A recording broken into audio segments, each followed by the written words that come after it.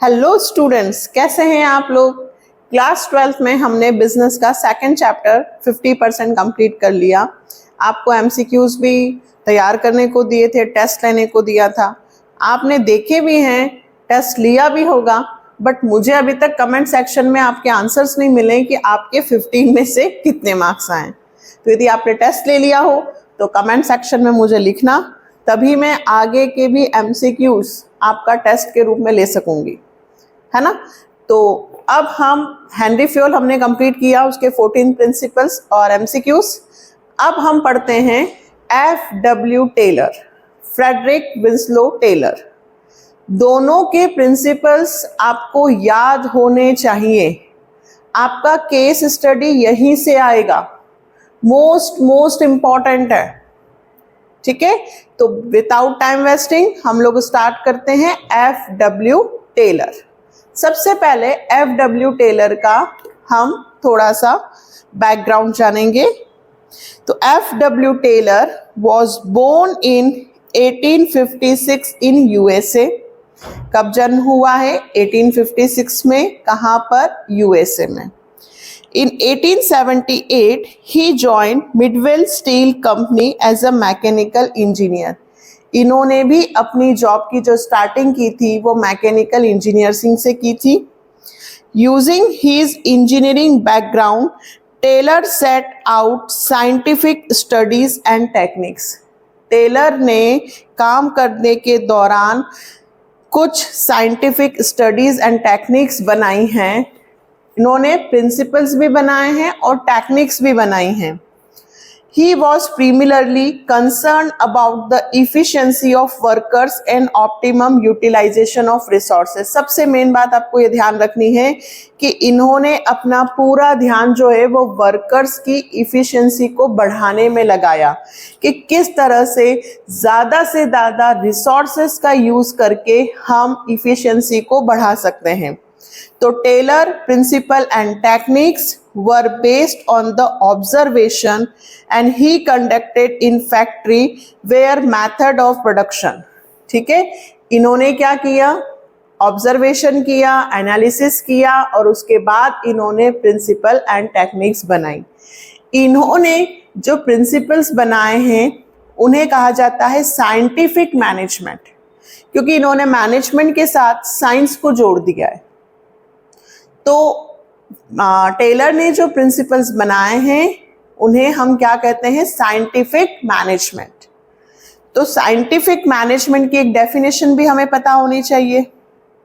तो scientific management की definition, scientific management means knowing exactly what you want man to do and seeing that they do it in the best and cheapest way. आप क्या करना चाहते हैं, क्या achieve करना चाहते हैं और उसके लिए आप कौन सा बेस्ट तरीके को यूज करेंगे, वो साइंटिफिक मैनेजमेंट होगा, एफ.डब्ल्यू. टेलर ने कहा है। इसके अलावा यदि मैं और कहूं तो scientific management can be defined as application of science for each and every element of management. Management की हर जगह जहां पर भी हम साइंस को यूज करेंगे, साइंस की स्टडीज को यूज करेंगे, वो कहलाएगा साइंटिफिक मैनेजमेंट। ओके, तो एफ.डब्ल्यू. टेलर के बारे में हमने पढ़ा, एफ.डब्ल्यू. टेलर और साइंटिफिक मैनेजमेंट की डेफिनेशन। एफ.डब्ल्यू. टेलर के कंट्रीब्यूशन के बारे में भी थोड़ा सा पढ़ते हैं। Contribution of Taylor. Taylor published book and research papers explaining his scientific view on industrial organization and management. उनकी बुक्स भी हैं, उन्होंने रिसर्च पेपर्स भी बनाए हैं जिनमें उन्होंने पूरा साइंटिफिक व्यू प्रेजेंट किया है इंडस्ट्रियल ऑर्गेनाइजेशन में किस तरह से मैनेजमेंट होता है। His major contribution was publishing, ये ध्यान रखिएगा, shop management, piece rate system and principle of scientific management. ये उनकी पब्लिश हुई हैं books, shop management, piece rate system and principle of scientific management. He emphasized on adoption of scientific method to the problem of management. इन्होंने कहा है कि यदि management problem से जूझ रहा है तो ये साइंटिफिक प्रिंसिपल्स आप अप्लाई करके you can achieve our goal, आप अपना गोल अचीव कर सकते हैं। ठीक है, तो F W. Taylor, Frederick Winslow Taylor, कहाँ जन्म हुआ था, क्या कंट्रीब्यूशन है, कौन सी बुक्स पब्लिश हुई हैं, ये भी मैकेनिकल इंजीनियर थे, साइंटिफिक मैनेजमेंट की डेफिनेशन। अब स्टार्ट करते हैं 4 प्रिंसिपल। कितने प्रिंसिपल्स हैं? 4। First principle, science comma not rule of thumb. Science use करो, not rule of thumb. Traditional तरीकों को यूज ना करो, साइंस यूज करो। इनका कहने का मतलब है पापा ने ये किया था तो मैं भी ये करूंगा। मैंने लास्ट ईयर 11th क्लास में लास्ट के 1 महीने पढ़ाई की थी और 1 महीने में मैंने वीडियोस देखे और मेरे बहुत अच्छे परसेंटेज बन गए, तो मैं अभी भी ऐसा ही करूंगा। अभी से पढ़ने की क्या जरूरत नहीं। जो आपने पिछली बार किया था वो एक लोकल क्लास थी, अब बोर्ड है। पिछली बार से इस बार कोर्स ज्यादा है तो मेहनत ज्यादा करनी होगी। मतलब हर बार एक ही तरीके से काम हो, एक ही तरीके से सॉल्यूशन निकल जाए, ऐसा पॉसिबल नहीं है। दैट मीन्स आपको स्टडी करनी होगी, एनालिसिस करना होगा, उसके बाद जो बेस्ट तरीका है उसको लगाना है। ये कहते हैं F W. Taylor. According to this principle, Taylor insist that each job performed in the organization should be based on scientific inquiry and not on intuition। अपनी सोच पर नहीं बल्कि साइंटिफिक इंक्वायरी जो भी हमारे पास आई है, मतलब जो पहले क्वेरीज हैं, प्रॉब्लम्स हैं, तो आप उनका साइंटिफिक तरीके से सॉल्यूशन ढूंढे। Experience and hit and miss method, ऐसा नहीं कि एक्सपीरियंस के बेस पर आपने डिसीजन ले लिया कि लास्ट ईयर ये हुआ था तो अभी भी ये कर लें, या 3 4 5 मेथड यूज कर दी, देख लेते इनमें से कोई सी तो सॉल्यूशन निकल ही जाएगा। हिट एंड मिस मेथड नहीं, आप स्टडी और एनालिसिस करके जो बेस्ट तरीका है उस तरीके से सॉल्यूशन निकाले। He says that there must be thinking before doing, which is not in case of rule of thumb। कोई भी काम करने से पहले, कोई भी सॉल्यूशन लगाने से पहले कि ये प्रॉब्लम है और ये इस तरह से सॉल्व हो सकती है, आप सोचे। ये नहीं कि पहले भी ऐसा करते थे तो अभी भी ऐसा कर लेते हैं। मतलब मैनेजमेंट को साइंटिफिक तरीके से सोचना है, ना कि ट्रेडिशनल वे में। पहले जो होता था वही कर लेते हैं, या 3 4 मेथड लगा दी, कोई तो होगी, कोई तो सॉल्यूशन होगा, नहीं, ऐसा नहीं करना है।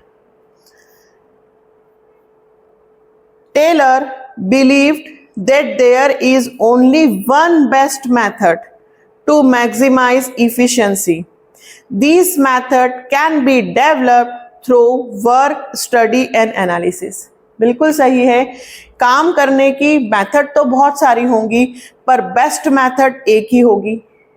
तो हमें बेस्ट मेथड को सिलेक्ट करना है, और वो जो बेस्ट मेथड है वो कैसे सिलेक्ट हो सकती है? स्टडी से, एनालिसिस से। तो टेलर इंसिस्ट करते हैं कि हर काम को करने के लिए बेस्ट से बेस्ट मेथड का यूज किया जाए, सॉल्यूशन निकाला जाए, not rule of thumb. Experienced, पहले ऐसा होता था तो कर ले, hit and miss method, 2 4 method लगा दी, नहीं। सोचें, समझें, बेस्ट तरीके को ढूंढें और काम करें। ये था टेलर का पहला principle, science not rule of thumb.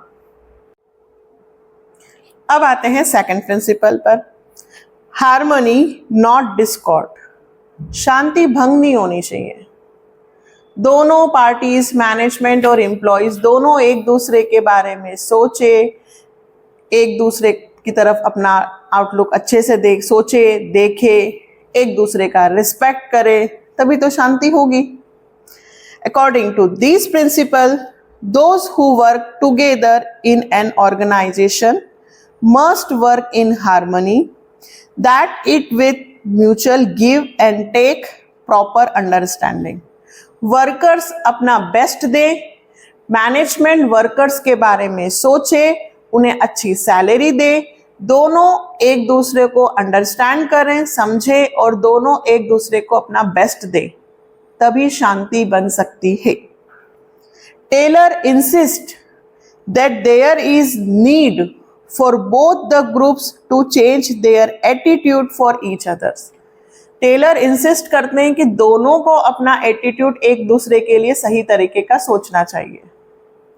Students और टीचर्स के का भी एटीट्यूड चेंज होना चाहिए। स्टूडेंट ये ना सोचे कि मैं यहाँ आ रहा हूँ तो मैं फीस दे रहा हूँ तो मैं पढ़ रहा हूँ, नहीं, मैं इसलिए आ रहा हूं कि मुझे अपना 100% यहाँ पर सीखना है और देना है ताकि मेरे अच्छे परसेंटेज बन सके। टीचर को ये सोचना चाहिए कि ये मेरे स्टूडेंट्स हैं और मैं किस तरह से इन्हें अपना बेस्ट से बेस्ट सर्विस प्रोवाइड करूं ताकि मेरा हर एक स्टूडेंट 100% लाए। दोनों को एक दूसरे के बारे में अपनी सोच बदलनी होगी, तभी हम अच्छे से वर्क कर सकते हैं। वही चीज़ यहाँ पर भी है, वर्कर्स एंड मैनेजमेंट दोनों को अपना एटीट्यूड चेंज करना चाहिए। He insist on mental revaluation which means complete change of attitude and outlook for each other. अपना दृष्टिकोण मेंटल क्या सोचना चाहिए, management should share the gain of the company with workers, at the same time workers must contribute to their best level. Workers को अपना best देना है और मैनेजमेंट को अपनी बेस्ट सैलरी प्रोवाइड करनी है। इसके साथ ही यदि हमने कोई गेन हुआ या हमें प्रॉफिट हुआ तो वर्कर्स को एज अ बोनस आप दीजिए। जो आपका प्रॉफिट हुआ है उसमें से कुछ शेयर आप वर्कर्स को दीजिए, तभी तो वो मोटिवेट होगा, है ना। अगर मैनेजमेंट बहुत ज़्यादा प्रॉफिट अर्न कर रहा है, दिन पर दिन तरक्की करते जा रहा है, तो उसका कुछ हिस्सा उन्हें वर्कर्स को देना है। तभी वर्कर्स को लगेगा कि यार मैनेजमेंट हमारे बारे में इतना सोचता है तो हमें भी अपना बेस्ट देना है। मतलब दोनों अपना बेस्ट देंगे तभी हार्मोनी नॉट डिस्कॉर्ड, उनके बीच में एक अच्छा म्यूचुअल रिलेशनशिप बनेगा, वहाँ पे शांति होगी और जहाँ शांति होगी वहीं काम होगा। ठीक है, तो second principle harmony not discord, शांति भंग नहीं होना चाहिए। Third, cooperation not individualism. अपने बारे में नहीं सोचना है, व्यक्तिगत हित नहीं, बल्कि सबके बारे में सोचना है, सहयोग देना है, एक साथ मिलकर काम करना है। This principle is the extension of the harmony not Discord. वही जो सेकंड हार्मनी नॉट डिस्कॉर्ड है उसी को हमने बड़ा कर दिया, एक्सटेंशन कर दिया। According to this principle, work must be carried on in cooperation with each other, with mutual confidence and understanding for each other. दोनों एक दूसरे के साथ मिलकर काम करें, कॉन्फिडेंस से करें, म्यूचुअल उनके बीच में कॉन्फिडेंस भी आएगा, अंडरस्टैंडिंग भी आएगी। ये कैसे हो सकेगा? तो management must take workers in confidence before setting up the standard task for them, because when standard or target are set up in the consultation of workers, then they will try their best to achieve it. कल test है आप लोगों का। अरे अभी तो बताया ही नहीं था, बस थोप दिया हमारे ऊपर कल टेस्ट है, ऐसा कैसे? चलिए, आप लोगों की पढ़ाई हो गई, अब आप बताइए कि आप ये टेस्ट कब देंगे।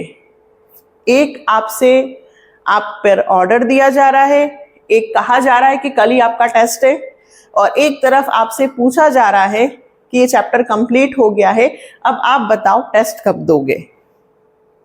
तो अगर मैंने ऐसा पूछा कि आप टेस्ट कब दोगे तो आपको अच्छा लगेगा ना, कि देखो मैम ने हमसे पूछा है, डिस्कस करके बता देंगे कि मैम आप 2 दिन बाद टेस्ट ले लीजिए, हमें 2 दिन का टाइम मिल जाएगा, हम प्रिपेयर कर लेंगे। कहने का मतलब टेलर ये कहते हैं कि वर्कर्स को जो भी हम टास्क दे रहे हैं उसके लिए जो स्टैंडर्ड डिसाइड कर रहे हैं कि आपको इतने समय में इतना काम करना है, उससे पहले उनसे कंसल्ट कर लीजिए, उनसे बात कर लीजिए, ताकि उन्हें भी ऐसा लगे कि मैनेजमेंट हमसे पूछ रहा है, हम पर थोप नहीं रहा। और जब वर्कर्स को ऐसा लगेगा कि मैनेजमेंट हमसे पूछ कर काम कर रहा है, तो वो अपना बेस्ट देंगे और वो मिलकर काम करेंगे, खुद के बारे में नहीं बल्कि सबके बारे में सोचेंगे। Management should welcome good suggestion of employees and they should be reward for their suggestion. और साथ के साथ मैनेजमेंट को एक काम और कर लेना चाहिए, क्या कि हम सजेशन भी मांग लें और जिसने बेस्ट सजेशन दिया है उसे तारीफ कर दीजिए, उसे कुछ रिवॉर्ड दे दीजिए, ताकि सारे वर्कर्स मोटिवेट होंगे और हर एक वर्कर अपना बेस्ट देने की कोशिश करेगा और अगली बार इससे अच्छा वो भी क्या करेगा, अपना सजेशन लेकर आएगा। मतलब हम सबको एक साथ मिलाकर हम जो भी काम कर रहे हैं उसमें हम चाहते हैं कि सब अपना अपना इन्वॉल्वमेंट दे। तो थर्ड हुआ। अच्छा, एक और चीज हम बोल सकते हैं इसमें, Taylor, according to Taylor, there should be an almost equal division of work and responsibility between workers and management. These principles insist on sharing of work, है ना। किसी वर्कर को हमने ज्यादा काम दे दिया, किसी को कम दे दिया, ऐसा नहीं, सबको इक्वल काम देना है, उनका बेस्ट जो उनके एबिलिटी के अकॉर्डिंग काम देना है, रिस्पॉन्सिबिलिटी देना है, ताकि वर्कर्स भी आपस में मिलकर अच्छे से काम कर सके और कोई भी किसी भी वर्कर को डिससेटिस्फाइड नहीं होना चाहिए। वर्कर जब पूरी तरह से सेटिस्फाइड होगा, उसे लगेगा कि मैनेजमेंट मेरे बारे में सोच रहा है, मुझसे पूछ रहा है, तभी वो अपना बेस्ट देगा। तो हम क्या चाहते हैं या टेलर क्या चाहते हैं कि वर्कर्स शांति से काम करे, मिलकर काम करे, कॉन्फिडेंटली काम करे और मैनेजमेंट के बारे में सोचे। और last, development of workers to their greatest efficiency and prosperity. 100% worker अपनी इफिशिएंटली से काम करे। वो तब करेगा जब आप उसे प्रॉपर ट्रेंड करेंगे, वो तब काम करेगा जब आप उसके बारे में सोचेंगे, वो तब काम करेगा जब आप बेस्ट तरीके से उससे काम करवाएंगे। हो गए 4 principle. Industrial efficiency depend upon the efficiency of worker. जितनी भी इंडस्ट्रीज हैं, फैक्ट्रीज हैं, वो प्रोडक्शन पर डिपेंड होती है कि वो कितना प्रोडक्शन करेंगी। प्रोडक्शन पूरी तरह से वर्कर्स पर डिपेंड है कि उनके वर्कर कितना अच्छे से काम करते हैं, उतनी जल्दी काम होगा। Workers efficiency depends upon proper training and their selection. Taylor insisted due care should be taken while selecting the employees, and after selecting they must be given job according to their qualification. And last, employees must be sent for training from time to time and to update their knowledge. Taylor चाहते हैं कि workers को proper timing पर उन्हें train किया जाए, time to time उन्हें update किया जाए, और जब हम एम्प्लॉयज़ का सिलेक्शन करें तो उस वक्त भी देखें कि उनकी क्वालिफिकेशन क्या है, हमें किस एम्प्लॉयज़ की कहाँ ज़रूरत है, उसके अकॉर्डिंग सिलेक्शन करें। तभी हम अच्छे वर्कर्स का सिलेक्शन कर पाएंगे, और अच्छे वर्कर सिलेक्ट हुए और उन्हें हमने ट्रेन कर दिया तो वो 100% अपना गिव देंगे, 100% अपना काम हमें देंगे, इफिशिएंटली वर्क देंगे, आउटपुट देंगे। और जब वो अपना 100% देंगे तो डेफिनेटली इंडस्ट्रियल ऑर्गेनाइजेशन का गोल अचीव होगा। तो ये हमने पढ़े 4 प्रिंसिपल, है ना। चारों प्रिंसिपल हमने हेनरी फ्योल के जो 14 प्रिंसिपल पढ़े थे उन्हीं से रिलेटेड ही हैं, पर इन्होंने कुछ प्रिंसिपल्स और कुछ टेक्निक्स बना दी। अभी हमने पढ़े सिर्फ 4 प्रिंसिपल, जिसमें टेलर कहते हैं कि भाई सोच समझकर जो बेस्ट तरीका है उससे काम करें, science not rule of thumb. शांति भंग ना हो, सब में आपस में मिलजुल कर काम करें, हार्मोनी नॉट डिस्कॉर्ड, कॉपरेशन हो, एक दूसरे के साथ सहयोग से आगे बढ़े, और लास्ट इफिशिएंटली वर्कर्स अपना 100% इफिशिएंटली वर्क हमें दें, आउटपुट दें, ताकि प्रॉस्पर्टी बनी रहे। ये टेलर पूरी तरह से वर्कर्स को 100% चाहते हैं कि हर एक वर्कर हमें अपना 100% दे। जब कोई व्यक्ति अपना 100% हमें देगा तो डेफिनेटली हम ग्रो करेंगे। ये 4 प्रिंसिपल थे, scientific management, scientific principle, FW Taylor. Next video में हम इनकी करेंगे टेक्निक्स। ठीक है, तो हमारा पूरा चैप्टर कंप्लीट हो जाएगा और फिर हम टेलर के भी कुछ MCQs करेंगे। देन उसके बाद पूरे चैप्टर की एक साथ वही 8-10 केस स्टडीज करेंगे, ताकि ओवरऑल हमारा चैप्टर पूरा कंप्लीट हो जाए।